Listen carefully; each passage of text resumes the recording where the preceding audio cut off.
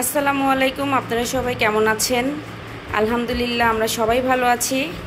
আজকেও ছোট্ট একটি ভিডিও নিয়ে হাজির হয়েছি। প্রীতিস ব্লগে আপনাদের স্বাগতম জানাচ্ছি।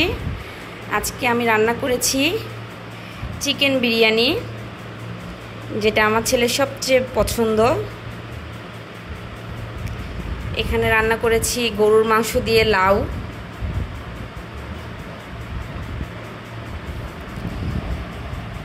মরিচ, কাঁচা পেঁয়াজ, লেবু কেটে নিয়েছি। পান্তা ভাত খাবো। তো আমার ভিডিও যদি আপনাদের ভালো লেগে থাকে প্লিজ লাইক করবেন, কমেন্ট করবেন, শেয়ার করবেন, সাবস্ক্রাইব করবেন, আমার পাশে থাকবেন,